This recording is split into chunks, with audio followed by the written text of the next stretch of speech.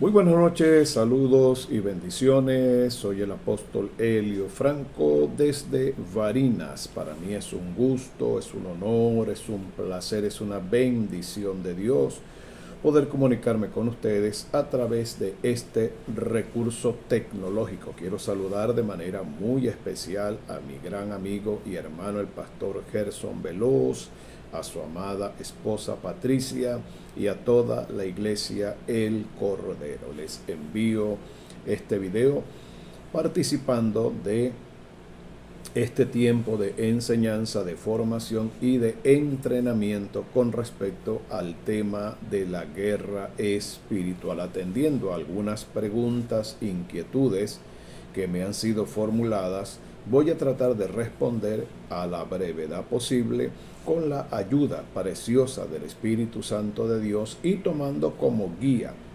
tomando como regla de fe y de conducta lo que la Escritura dice. La primera pregunta es la siguiente: ¿cuál es nuestra posición como cristianos en el tema de la guerra espiritual? Lo primero que debemos reconocer como cristianos, lo primero que debemos reconocer como iglesia, es que realmente estamos en una guerra espiritual. Negar esta verdad es negar gran parte de las enseñanzas del Nuevo Testamento, principalmente de lo que enseñaron los apóstoles del Nuevo Testamento, a partir del apóstol Pablo, Pedro, Judas, Juan y el resto de los apóstoles que pertenecieron al equipo ministerial del Señor Jesucristo. Pablo el apóstol es muy incisivo, pertinente, muy directo y frontal cuando nos dice en Efesios, en el capítulo 6, en el versículo número 12, que no tenemos lucha contra sangre y contra carne, sino contra principados, potestades, gobernadores de las tinieblas, huestes espirituales de maldad en las regiones celestes. Todo el ministerio del Señor Jesucristo, desde sus comienzos en el bautismo del río Jordán hasta el momento en que fue a la cruz del Calvario, fue un tiempo y un ministerio de constante lucha, de constante guerra, de constante conflicto contra las tinieblas y contra los espíritus inmundos. Sin embargo, es importante entender y comprender que la guerra espiritual que el creyente libra, que el cristiano, las familias, los hogares, los líderes, los ministros, los pastores, libramos diariamente contra los espíritus inmundos, no solo se concentra o no solo tiene que ver con una batalla espiritual contra los demonios. Los cristianos debemos entender y debemos comprender que dentro del concepto de la guerra espiritual se mencionan tres enemigos que los cristianos enfrentamos a diario y con los cuales mantenemos una batalla y un conflicto espiritual. Quizás para muchas personas y muchas iglesias, la guerra espiritual solo tiene que ver con demonios, con espíritus inmundos, con liberación, solo tiene que ver con hacer oraciones de guerra, pero cuando revisamos todo el Nuevo Testamento completo, nos damos cuenta que la guerra espiritual no solo tiene que ver con demonios, no solo tiene que ver contra el reino de las tinieblas, existen otros enemigos con los cuales estamos en guerra. Número uno, el primer enemigo contra el cual estamos en guerra es contra el mundo. Cuando hablamos del mundo, hablamos de un sistema contaminado, corrompido, pervertido, opuesto a Dios.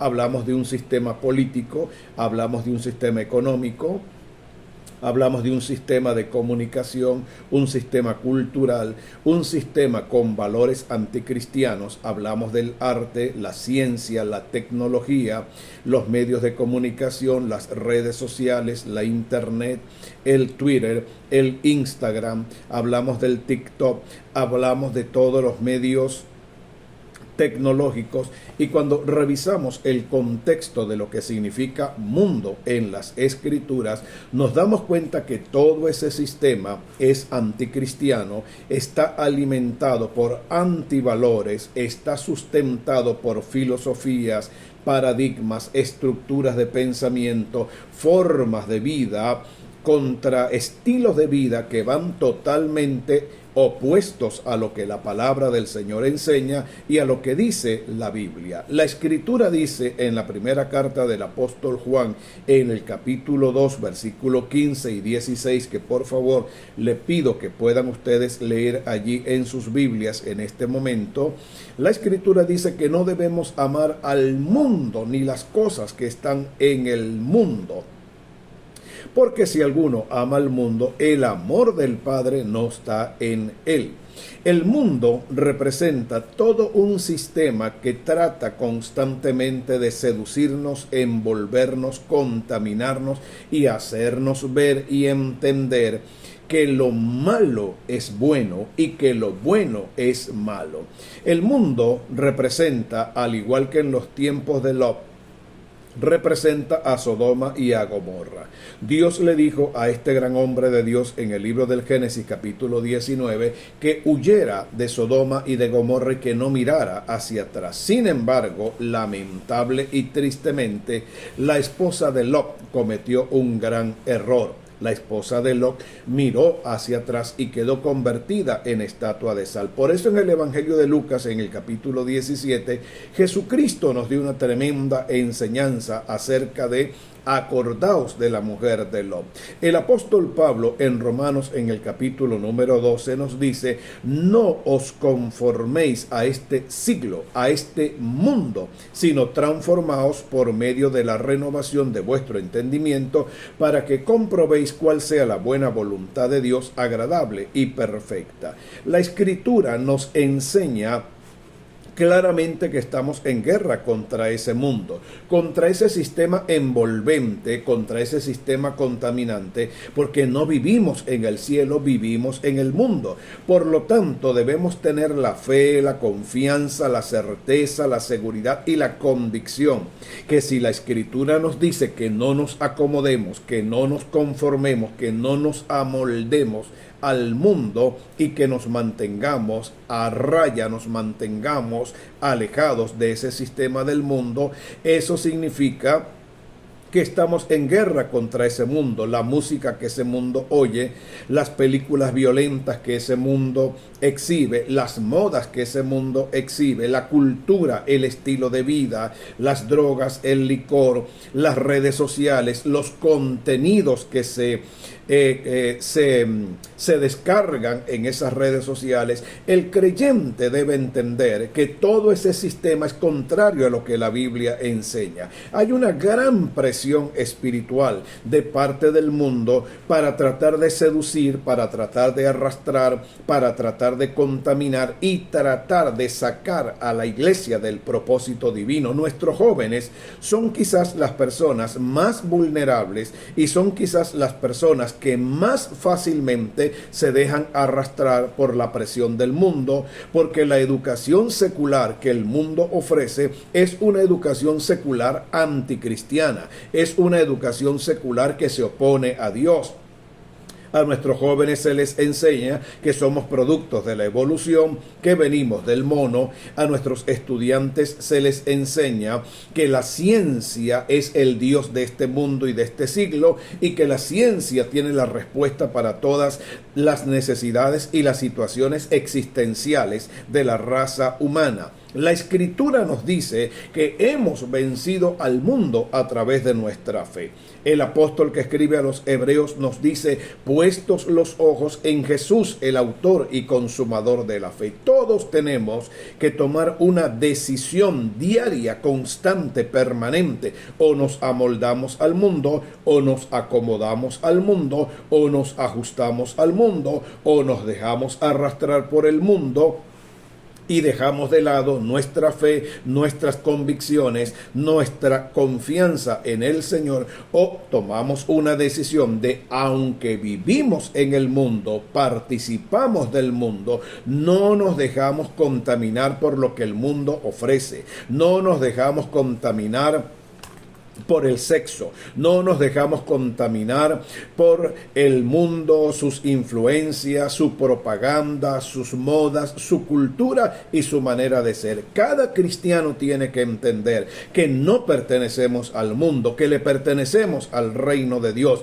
Muchos cristianos, lamentable y tristemente, han sucumbido y se han dejado arrastrar por el mundo, por lo que el mundo dice, por lo que el mundo les ofrece. Nosotros debemos tomar una postura radical y extrema. Pertenecemos al reino de Dios, nos gobierna la cultura del reino, caminamos bajo los principios cristianos, estamos sometidos a la voluntad de Dios. A lo malo le decimos malo, al pecado le decimos pecado. Amamos lo que Dios ama, pero aborrecemos lo que Dios aborrece, y esa debe ser la posición que la iglesia debe mantener en la guerra espiritual contra el mundo. El segundo enemigo con el cual estamos en guerra espiritual es contra nuestra propia carne. Cuando utilizamos el término carne, del griego sarx, S-A-R-X. Este término es utilizado por los apóstoles para dar a entender la lucha interna, la guerra espiritual interna que tenemos contra nuestras emociones, contra nuestros sentimientos, contra nuestro intelecto, contra nuestra voluntad, nuestros pensamientos y nuestra manera carnal y almática de actuar, de comportarnos, de vivir, de hacer las cosas dejando a Dios de un lado. La Biblia es muy clara cuando Jesucristo en Mateo 26:41 nos dice: velad y orad para que no entréis en tentación. El espíritu a la verdad está dispuesto, pero la carne es débil o está enferma, o la carne siempre tiende hacia las cosas de la carne. No podemos vivir dos clases de vidas diferentes. El apóstol Pablo dice que Dios no puede ser burlado y que todo lo que el hombre siembra, eso también segará. Si sembramos para la carne, de la carne cosecharemos corrupción. Quizás la guerra espiritual más intensa, más fuerte, más tremenda de ganar y de vencer es la que hay dentro de nuestras propias vidas. Tu peor enemigo eres tú mismo, mi querido hermano. Tu peor enemigo eres tú misma, mi querida hermana. Tu peor enemigo está dentro de ti, mi querido ministro, mi querido pastor, mi querido líder. Cuando comienzas a darle lugar a la carne, cuando comienzas a darle lugar a tus apetitos carnales, cuando comienzas a vivir una vida egoísta, una vida de soberbia, de altivez, de arrogancia, de prepotencia, egocéntrica, cuando le quieres dar gusto a tus apetitos carnales porque eres un ser humano, porque todo el mundo lo hace, porque ¿qué hay de malo? Ese fue el gran problema en el que incurrieron Adán y Eva en el capítulo 3 del libro del Génesis. Dios les había dado una orden radical, contundente, frontal. Un solo mandamiento les había sido otorgado a la primera pareja: de todos los árboles del huerto pueden comer, pero del árbol que está en medio del huerto, el árbol del conocimiento del bien y del mal, no comerán, porque el día que del coman, ciertamente morirán. La reacción y lamentable decisión de Adán y Eva, todos la conocemos hasta el día de hoy. Pablo dice en la carta de Pablo a los Gálatas, en el capítulo 5, dice la escritura que debemos crucificar la carne con sus pasiones y deseos. Es tremendo vivir en la iglesia, es tremendo vivir en el evangelio, es tremendo vivir en el liderazgo, es tremendo vivir en el ministerio una vida carnal, tratando de servir a Dios con nuestras fuerzas carnales, tratando de hacer las cosas a nuestra manera, tratando de buscar la complacencia de nuestros apetitos y pasiones carnales. El apóstol Pablo dice: y manifiestas son las obras de la carne, Gálatas capítulo 5, versículo 19 al versículo número 21. Vivir en la carne es un error. Vivir en la carne es salir del propósito de Dios. Todos luchamos contra nuestra carne, contra el chisme, contra la mentira, la desidia, la pereza, la flojera, la negligencia, el descuido, la ociosidad. Todos luchamos contra esa clase de cosas, pero la Biblia dice que en el nombre de Jesús, viviendo una vida gobernada por el Espíritu Santo, viviendo una vida sujeta al Espíritu Santo, viviendo una vida bajo la influencia del Espíritu Santo, manifestando el fruto del Espíritu, según Gálatas capítulo 5, versículo 22, permitiendo que el Espíritu Santo tome el control de nuestra boca, tome el control de nuestros ojos, tome el control de nuestros oídos, tome el control de nuestra mente, pensamientos, sentimientos, emociones, afectos y deseos. Solo así lograremos vencer la carne, viviremos una vida espiritual, seremos instrumentos de poder en las manos del Señor, y la unción, la gracia, los recursos, los dones, los ministerios y las bendiciones que Dios ha prometido para aquellos que viven gobernados por el Espíritu Santo se harán efectivas, se harán notorias y se harán una realidad. La Escritura dice que los que son gobernados por el Espíritu de Dios, esos son los verdaderos hijos de Dios. La pregunta es, ¿está usted permitiendo, está usted dejando, estás tú permitiendo que el Espíritu Santo gobierne tu vida, gobierne tus acciones? ¿Estás tú permitiendo que el Espíritu Santo te haga vivir en santidad, en temor, en reverencia delante del Señor, o te estás dejando arrastrar por la carne, por el pecado, por las pasiones desordenadas y por pequeñas indiscreciones? Debes tomar carta en este asunto, porque el segundo enemigo a vencer es la carne. Lo tercero que debemos mencionar cuando hablamos de la guerra espiritual es nuestra lucha contra Satanás y contra sus demonios.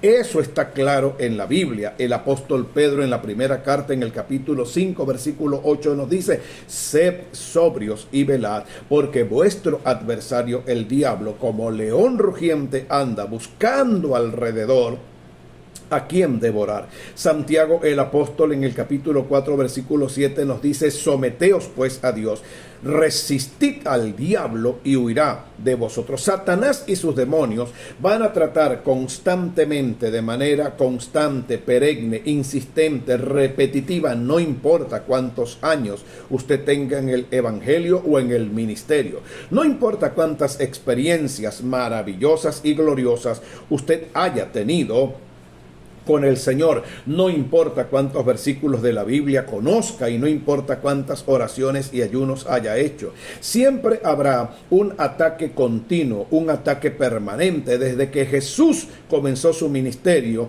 en la tentación del desierto, Mateo 4 y Lucas 4, el enemigo insistió constantemente en atacarle, sacarle del propósito, sacarle de la voluntad de Dios. Lo único que el enemigo quiere a través del mundo, lo único que el enemigo quiere a través de la carne, y lo único que el enemigo quiere como opositor, adversario y contrincante, es que usted fracase en su vida espiritual, que usted fracase en su matrimonio, que usted fracase en su ministerio, que a través de su vida, sus errores y malas decisiones, el evangelio tenga una mala presentación, que el evangelio sufra un mal testimonio, que el evangelio de alguna manera caiga en descrédito en boca de los incrédulos, de los impíos y de aquellos que son enemigos del Señor. Lo que debo decirle en esta primera parte de la enseñanza es que Jesucristo nos entregó la victoria por encima del mundo. Jesucristo nos entregó la victoria por encima de la carne, y Jesucristo nos entregó la victoria por encima de Satanás. Romanos 16:20 dice que el Dios de paz en breve aplastará a Satanás bajo nuestros pies. Lucas 10:19, la Escritura dice: he aquí os doy potestad para hollar serpientes y escorpiones y sobre toda fuerza del mal, y nada os dañará. Hay victoria total por encima del mundo, hay victoria total por encima de la carne, hay victoria total por encima de Satanás y sus demonios, porque en su nombre somos más que vencedores por medio de aquel que nos amó. La segunda pregunta que quiero compartir con ustedes en esta hermosa enseñanza y en este hermoso tiempo de entrenamiento espiritual: ¿cree que debemos como creyentes pasar mucho tiempo haciendo oraciones contra el diablo, reprendiendo al diablo y reprendiendo a los demonios? Algunos cristianos creen, algunos cristianos enseñan y algunos cristianos piensan que debemos invertir todo nuestro tiempo y toda nuestra vida a orar, ayunar en contra de Satanás y en contra de los demonios. La mayoría de las personas que están hoy involucradas, inmersas en ministerios que tienen que ver con la guerra espiritual, pasan demasiado tiempo reprendiendo al diablo, pasan demasiado tiempo reprendiendo a los demonios, atando al diablo, atando a los demonios, atando a los espíritus inmundos en los lugares altos, en las regiones celestes, en los aires, en la atmósfera. Sin embargo, como maestro de la Biblia, debo ser honesto y debo ser sincero. A la luz de las Sagradas Escrituras, no hay ningún texto, no hay ningún versículo y no hay ninguna enseñanza bíblica que Jesucristo nos haya dado, que los apóstoles nos hayan entregado en ningún libro del Nuevo Testamento sobre la necesidad y la creencia de vivir la mayor parte del tiempo reprendiendo al diablo, reprendiendo a los demonios y echándolos fuera. Jesús en Mateo capítulo 6, en el versículo 13, en la famosa oración del Padre Nuestro, hizo mención aparte de la siguiente oración: líbranos del mal, o como dice la versión original griega, líbranos del malo. Pero si usted revisa escrituralmente todos los principios espirituales contenidos en el Padre Nuestro de Mateo capítulo número 6, se va a dar cuenta y va a notar que el Padre Nuestro no tiene como enfoque vivir reprendiendo al diablo. Se menciona solo en el versículo 13, líbranos del mal o líbranos del malo. Por lo tanto, no hay ningún texto de la Biblia que me diga a mí que debo vivir reprendiendo al diablo 24 horas al día, como si el diablo estuviese a punto de destruirme, como si el diablo y los demonios estuviesen a punto de asaltarme como una fiera, destrozarme, despedazarme. No puedo vivir con la manía de persecución, ni con el miedo, con el temor, con la diablomanía de que los demonios me van a atacar, me van a destruir, me van a robar, secuestrar, extorsionar, voy a chocar, voy a perder la vida. Vivir con esa clase de pensamientos, con esa clase de neurosis, no es bíblica y no es de Dios. Cuando hablamos de la oración, de la intercesión, debemos entender claramente lo que la Biblia nos enseña con respecto a la oración y con respecto a la intercesión. En la oración, en la intercesión, aunque sea intercesión, o sea, una oración de guerra espiritual, Dios es el centro de la oración. El centro de la oración es la adoración a Dios, no reprender al diablo. El diablo no es el centro de mi oración. El enemigo no es el centro de mi intercesión. Los demonios no son el centro de atención en quien yo debo fijar mi mirada y concentrar todo mi interés. El centro de la oración es Dios. Por eso el Padre Nuestro comienza con las siguientes palabras: Padre nuestro que estás en los cielos, santificado sea tu nombre. La oración es un tiempo de intimidad. La oración es un tiempo de comunión con Dios. La oración es un tiempo para estar a solas en la presencia del Señor, para presentar nuestras necesidades, orar por nuestras familias, interceder por nuestras naciones, clamar por nuestras ciudades, interceder por nuestras autoridades espirituales, interceder por nuestros pueblos, por las almas perdidas. La oración no puede convertirse en otra cosa diferente a aquello para lo cual fue creada y aquello para lo cual Dios la diseñó. La oración es un tiempo de comunión, es un tiempo de intimidad y es un tiempo a solas en la presencia del Espíritu Santo, donde mi vida se fortalece, mi vida se edifica, mi vida es bendecida y tengo comunión con mi Padre Celestial. No puedo malgastar mi tiempo en oración, en ayuno, en intercesión, solo ocupado del diablo, porque el diablo no puede ser el centro de la oración, ni puede ser el interés de la oración, ni puede ser el motivo de la oración. Si en algún momento, para hacer una mención aparte, usted se sintiera de alguna manera atacado espiritualmente, si usted comenzara a experimentar algún nivel de opresión espiritual, simplemente haga una oración sencilla con autoridad y ordénele a todo espíritu inmundo, ordénele a todo demonio, ordénele a toda fuerza de las tinieblas que simple y llanamente salga, se vaya. Recuerde que en la guerra espiritual lo más importante no es lo que el diablo hace. En la guerra espiritual lo más importante fue lo que Jesús hizo en la cruz del Calvario.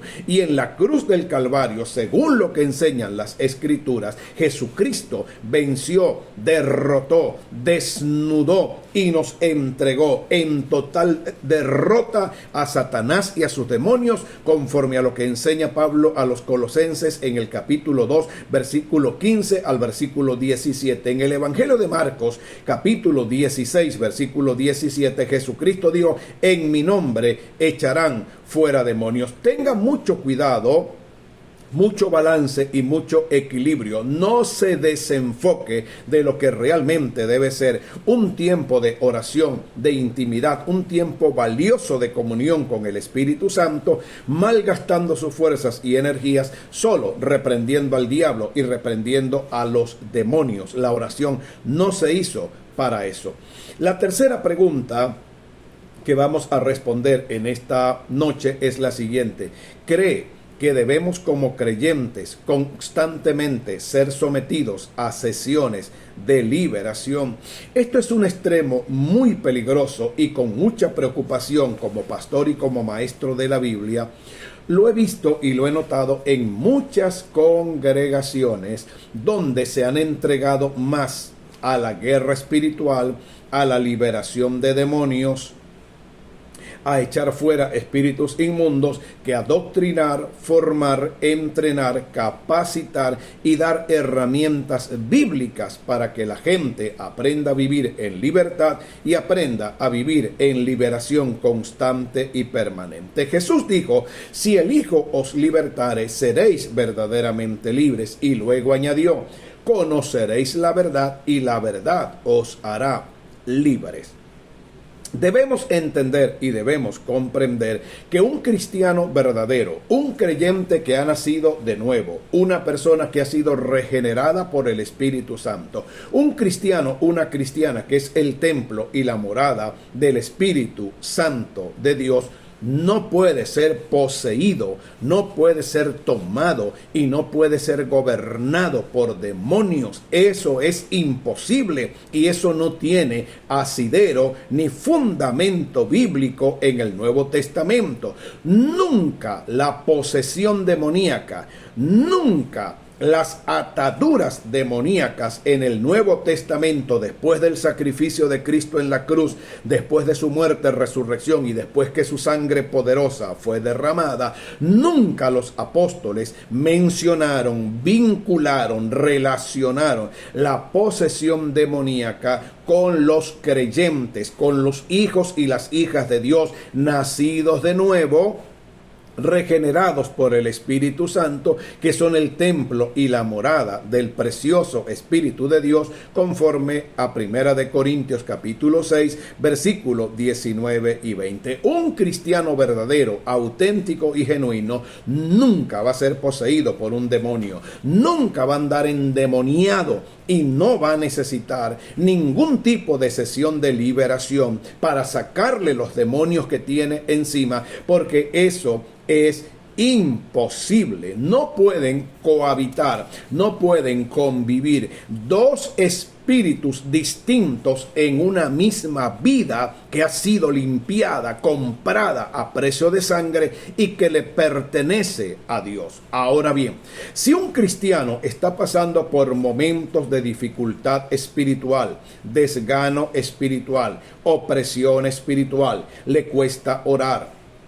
lee la Biblia y no la entiende, le cuesta tener una vida de compromiso, tiene en su vida pecados de los cuales no ha podido librarse, debilidades de las cuales no ha podido zafarse. Mi recomendación como pastor y maestro es que si ese es tu caso en este momento en el que me estás viendo a través de este video, te recomiendo que por favor, como medida de sanidad y como medida espiritual, hables con tus autoridades espirituales, ve con tus pastores, ve con tus autoridades espirituales, ve con tus líderes y busca asesoramiento espiritual para que seas liberado, para que encuentres paz en tu corazón, para que puedas vencer esa debilidad, ese problema, ese mal hábito, esa mala costumbre, esos pensamientos deprimentes, esos pensamientos obsesivos, esos pensamientos morbosos, carnales, sexuales que vienen a tu vida, quizás producto, y es lo que me atrevo a asegurar, de puertas abiertas que tú abriste de manera voluntaria y abriste de manera personal, individual, y esa es la razón de la opresión espiritual por la cual están atravesando muchos cristianos. Necesito que entiendas y necesito que comprendas esta verdad a la luz de las Escrituras. El pecado en la vida de los creyentes es lo que le abre las puertas y le da derechos legales a los demonios para que vengan a oprimirnos, para que vengan a molestarnos, a incomodarnos. Es el pecado lo que le da derecho legal. Si un cristiano, una cristiana, un líder, un ministro, un siervo, un profeta, un adorador, un salmista, un músico, un intercesor, un padre, una madre, un hijo, un niño, un joven, un anciano, guarda su vida en santidad, se mantiene obediente a Dios, camina en fidelidad delante del Señor y cierra todas las puertas al pecado, Satanás jamás vendrá a molestar, a perturbar, a incomodar. Jamás el diablo vendrá a causar ningún tipo de estragos en la vida de una persona que vive en santidad, gobernado por el Espíritu de Dios, por una razón muy sencilla: nunca encontrará puertas abiertas y no encontrará derechos legales. Si te sientes oprimido, revisa tu vida, revisa tu corazón, y si hay algún pecado en tu corazón, confiésalo, decláralo, dile delante del Señor: Señor, yo me arrepiento por haber incurrido en esta falta, me arrepiento por haberme dejado llevar por la rabia, por la ira. Perdóname, Espíritu Santo, por estas vulgaridades o groserías que acabo de decir, estos improperios. Perdóname, Señor, por ser una persona, Padre, tan ligera y tener un mal carácter, un mal temperamento, y no tener este temperamento gobernado y controlado por tu Espíritu. Una vez que confiesas tu pecado, conforme a Proverbios capítulo 28, versículo 13, experimentarás la paz del Señor, el perdón de Dios, la restauración de Dios, y el Espíritu Santo nuevamente volverá a llenarte con su presencia, con su gozo y su paz maravillosa. A su nombre, gloria, denle un aplauso al Señor, que se lo merece. Número 4, y es una de las preguntas más interesantes que vamos a tratar en esta primera entrega. ¿Qué opinas sobre la demonología y los nombres otorgados a los espíritus del mal? ¿De dónde provienen los nombres que hoy se están utilizando y se están usando dentro del tema de la guerra espiritual? Hay una gran cantidad de autores muy reconocidos, por cierto, y de muchos escritos, documentos que han sido descargados en la internet, donde se hace una larga y extensa lista de demonios contra los cuales la iglesia está luchando hoy en día. La lista es impresionante, y a veces, cuando leo estas famosas listas, en verdad me pongo a pensar seriamente, como maestro de la palabra de Dios, si estamos cayendo en la exageración, estamos cayendo en el extremo y nos estamos dejando llevar simplemente por un espíritu o por una mentalidad mística, una mentalidad mágica. Se habla de espíritus que comen uñas, se habla de espíritus que mastican chicle, se habla del espíritu de risa, se habla del espíritu de burla, se habla del espíritu de tacones altos, se habla del espíritu de las mujeres que se pintan, se habla del espíritu de las hermanas que se acomodan el cabello o se tiñen el cabello, se habla del espíritu de la vanidad, y así las listas cada vez se van haciendo más grandes y más largas dependiendo de la iglesia, dependiendo de la mentalidad y de la doctrina, entre comillas, que las iglesias tengan. Cuando yo reviso de manera mesurada y de manera extensa, de manera profunda las Sagradas Escrituras, no encuentro a ninguno de esos espíritus mencionados, número uno, ni por el Señor Jesucristo, ni por el apóstol Pablo, ni por el apóstol Pedro, ni por el apóstol Juan, ni por Santiago, ni por tampoco el apóstol Judas. La pregunta que surge entonces es la siguiente: ¿de dónde hemos sacado esta lista interminable de espíritus a los cuales se les ha colocado un remoquete, un nombre, un título, o se les ha asignado algún personaje de la Biblia? Lo primero que debemos saber y debemos entender es que los cristianos debemos tener la Biblia como nuestra base. La Escritura debe convertirse para nosotros en nuestra regla de fe y conducta. ¿Qué dice la Biblia? ¿Qué dijo Jesús? ¿Qué dijeron los apóstoles? ¿Qué dice el Antiguo Testamento? ¿Qué dice el Nuevo Testamento con respecto a esta clase de doctrinas y de enseñanzas que hoy se están compartiendo y que hoy se están enseñando abiertamente y que muchas iglesias y ministerios están abrazando sin hacer una revisión correcta y una revisión profunda de lo que la Escritura dice? La iglesia no es el tribunal supremo de la verdad. Lo que la iglesia dice, lo que la iglesia opina, no es el tribunal supremo de la verdad, porque una iglesia puede decir una cosa, otra iglesia puede pensar otra cosa, y una tercera iglesia puede pensar una cosa totalmente diferente. Las Escrituras es el tribunal supremo de la verdad. Lo que Dios dice y lo que está escrito de manera inspirada, según 2 de Timoteo, capítulo 3, versos 16 y 17, debe convertirse en la verdad que gobierna, en la verdad que rige y en la verdad en la cual debemos creer.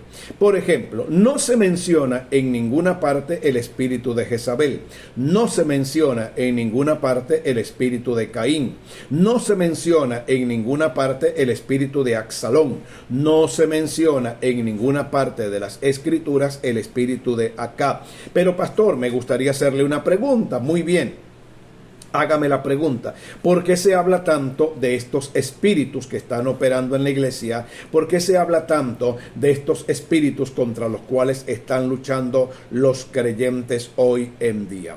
La razón por la cual se le está acuñando nombres a los espíritus inmundos, a los espíritus demoníacos, más bien tiene que ver con ciertos personajes de la Biblia, la manera como esos personajes vivieron, la forma como se comportaron, las cosas que esos personajes hicieron, y de allí, sobre la base de ese perfil, sobre la base de esas características y sobre la base de la forma como estos personajes vivieron, la forma como estos personajes se condujeron, lo que hicieron y la forma como terminaron, de allí se han tomado algunas ideas, algunos conceptos, algunos principios, se han tomado algunas enseñanzas y se ha sacado entonces una especie de espíritu que se identifica con esa clase de comportamientos, con esa clase de conductas, con esa clase de reacciones, con esa clase de pecados, y de allí ha quedado el espíritu.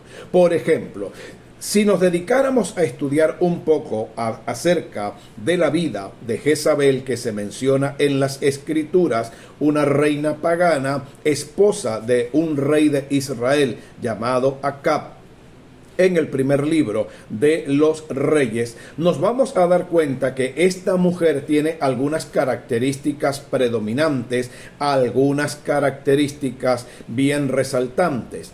Esta mujer era la que perseguía a los profetas de Dios. Esta mujer era la que ordenó darle muerte al profeta Elías. Esta mujer tenía su propio culto, pasando por encima de lo que la Biblia dice, pasando por encima de su esposo, pasando por encima de la autoridad del rey Acab y pasando por encima de la adoración al Dios verdadero. Tenía 850 falsos profetas de Baal y de Asera. A estos mismos falsos profetas son los que el profeta Elías desafía en el Monte Carmelo. Por lo tanto, algunos estudiosos han llegado a la conclusión de que el espíritu de Jezabel es el producto de las características físicas, humanas, terrenales, rebeldes, idólatras, paganas, controladoras y manipuladoras que tenía la reina Jezabel sobre el rey Acab de Israel, y la forma como corrompió, la manera como pervirtió todo el culto de adoración a Dios en Israel, y la forma como persiguió a los profetas de Dios y amenazó al profeta Elías que lo habría de matar.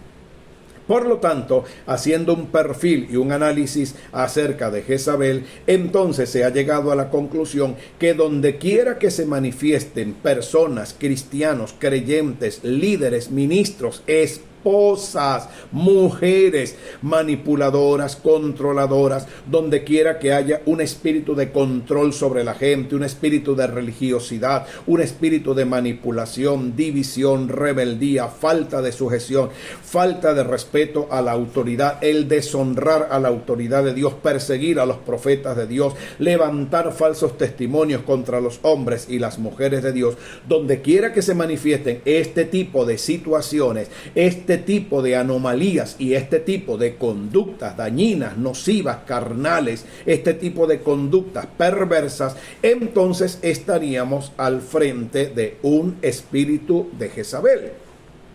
Eso es algo que se está enseñando y es algo que no está totalmente fuera de contexto o no está totalmente fuera de lo escritural. Pero si somos honestos y apelamos a las sagradas escrituras, no existe como tal ese espíritu, y el apóstol Pablo nunca lo reprendió ni se enfrentó contra ese espíritu. Hay muchas cosas en las escrituras que debemos investigar, que debemos revisar y que debemos realmente dedicarnos a buscar el fondo, la profundidad de lo que la palabra del Señor enseña. No se menciona un espíritu de Absalón.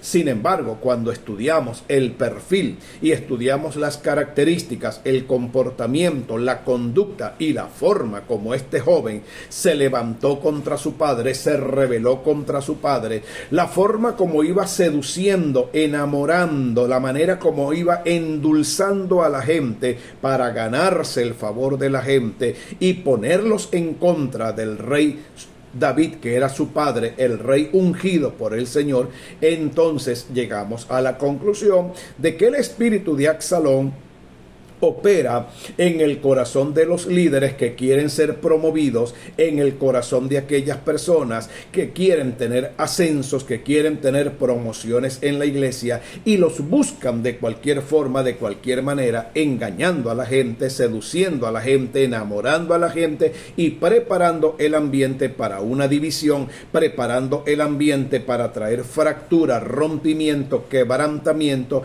y llevarse un grupo de la iglesia a otro segundo lugar, no podemos descartar que realmente hay conductas y comportamientos en muchas personas dentro de nuestras iglesias que no son las más acordes, no son las más correctas y que están alimentadas tanto por la carne, por el ego, el orgullo, la sed de poder y el deseo de tener controlados y manipuladas a otras personas. Los demonios van a aprovechar esas malas conductas. Los demonios van a aprovechar esos malos pensamientos. Los demonios se van a aprovechar de esos motivos incorrectos para llevar a una persona al error, llevar a una persona a la confusión y convertir a los propios cristianos y a los propios hermanos y hermanas en objeto y en instrumentos de destrucción para el cuerpo de Cristo. Las guerras más fuertes que hoy estamos teniendo dentro de nuestras iglesias